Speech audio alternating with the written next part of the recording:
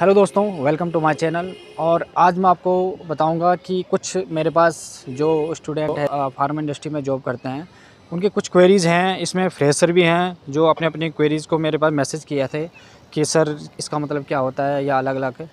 तो कैसे कैसे क्वेश्चन पूछते हैं मुझे। और अगर आप मेरी वीडियो को देख रहे हैं तो आप ही ने अगर ये क्वेश्चन भेजा हो तो आपको इसका आंसर भी मिल जाएगा। तो इसमें आज सिर्फ़ और सिर्फ 5 क्वेश्चन के आंसर दे पाऊँगा मैं, क्योंकि 5 क्वेश्चन मैंने सेलेक्ट किए हैं। ऐसे बहुत सारे क्वेश्चन आगे बनाता रहूँगा वीडियो।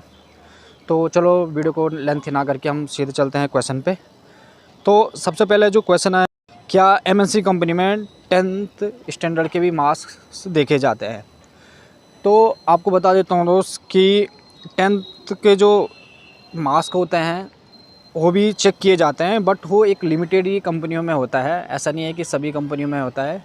कुछ एमएनसी कंपनियां हैं जो अभी भी मांगती है कि 10th के में जितने मार्क्स हैं या 70% या 60% से अबव होने चाहिए, बट ऐसा सभी कंपनियों में नहीं है। आपके पास बहुत सारे ऑप्शन हैं। और आपको जब आपने 10th किया होगा तो ज़रूरी नहीं है कि उस समय आपको ये माइंड में रहा होगा कि मेरे को 60% इसलिए लाना है कि मुझे फार्मा में इंडस्ट्री में जॉब करना है।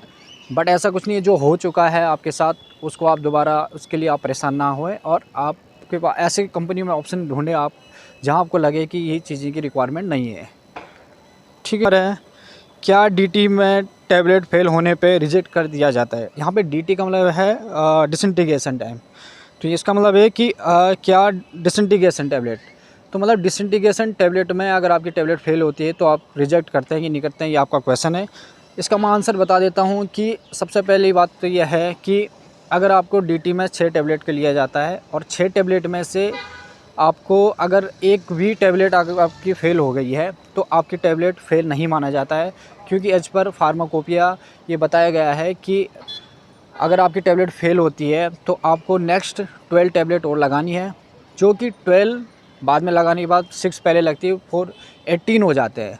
और आपने जो टोटल अगर 2 बार लगाया, आपने एक बार पहले 6 लगाया फिर उसके बाद 12 टैबलेट लगाई है, तो इसमें टोटल 18 टैबलेट हो गई। और 18 टैबलेट में से आपका 16 टैबलेट पास होना ज़रूरी है।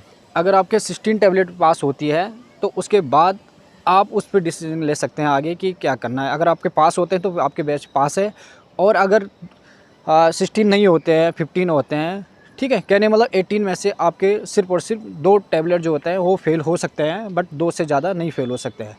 तो 18 से और आपका 16 टैबलेट आपकी पास होनी चाहिए। और उसके बाद भी क्या होता है कि आपको डायरेक्ट रिजेक्ट नहीं करना होता है। अधिकतर जो डॉक्यूमेंट की बात करूँ मैं, तो उसके बाद ओएस लिया जाएगा, ओएस के अकॉर्डिंग इन्वेस्टिगेशन होगा और उस इन्वेस्टिगेशन के अकॉर्डिंग वो रिजेक्ट होगा, या फिर आगे जाके मैनेजमेंट क्या डिसीजन लेता है वो आपके पर कंपनी नॉर्म्स क्या चीज़ें प्रोसीजर है वहाँ के लिए जाते हैं। लेकिन टैबलेट लगाने पे ही अगर आप 6 टैबलेट के बाद डीटी फेल होती है आपकी एक टैबलेट, तो आपको टैबलेट फेल नहीं करनी है। ठीक है, ये हमारे as per pharmacopoeia USP BP और आईपी में ये चीज़ें मेंशन है। थर्ड क्वेश्चन की बात करें, क्या गलती होने पे कंपनी से डिसकंटिन्यू किया जाता है? ऐसा नहीं है कि आपने कोई गलती कर दी है और उसके बाद आपको डिसकंटिन्यू किया जाए। ठीक है, तो ऐसा नहीं होता है। इसमें एक चीज़ ध्यान रखने वाली होता है कि अब गलतियाँ भी कई टाइप की होती है। ठीक है, आप कोशिश करें, अब इंटेंशनली कोई चीज़ें गलती कर रहे हो तो वो चीज़ें आपके लिए दिक्कत कर सकता है। बट अगर अनइंटेंशनली कोई गलतियाँ हो गई है तो उसमें क्या होता है कि कंपनी के अंदर इम्पैक्ट लेवर्टी इंसिडेंट के नाम से कुछ डॉक्यूमेंट होते हैं और उसके बाद इन्वेस्टिगेशन की जाती है। ऐसा नहीं है कि आपको कोई सीनियर आपको ये बोले कि मतलब जानबूझ के आपको किसी चीज़ के लिए फंसाए कि टैप करेंगे ये प्रॉब्लम की वजह से मैं इसको फंसाना चाहता हूँ, बट ऐसा नहीं है। उसके बाद इन्वेस्टिगेशन होता है।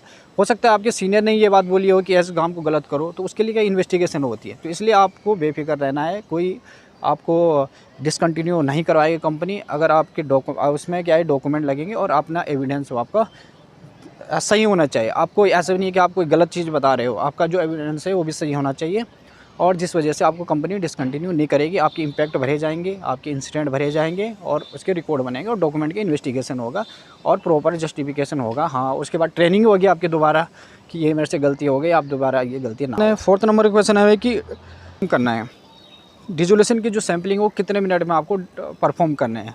तो यहाँ पे मैं आपको बता देता हूँ कि जो डिसोल्यूशन की सैम्पलिंग है वो एज पर यूएसपी के अकॉर्डिंग ±2% दे रखा है।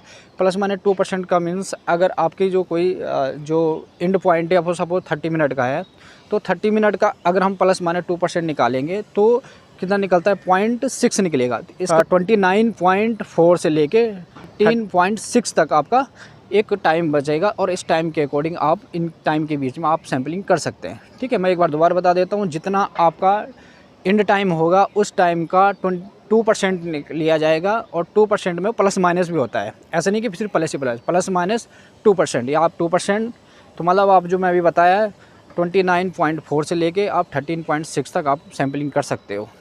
तो क्वेश्चन है कि ओवर टाइम और सीओप में क्या अंतर है, कि अगर ओवर टाइम का मतलब होता है अगर आपको उसका पे मिल रहा है, अगर आप एक्स्ट्रा जॉब करने के बाद एक्स्ट्रा पे मिल रहा है उस चीज़ का, तो उसका मतलब होता है कि ओवर टाइम, आपने एक्स्ट्रा टाइम जो काम किया है उस एक्स्ट्रा टाइम का आपको पैसे मिल रहे हैं।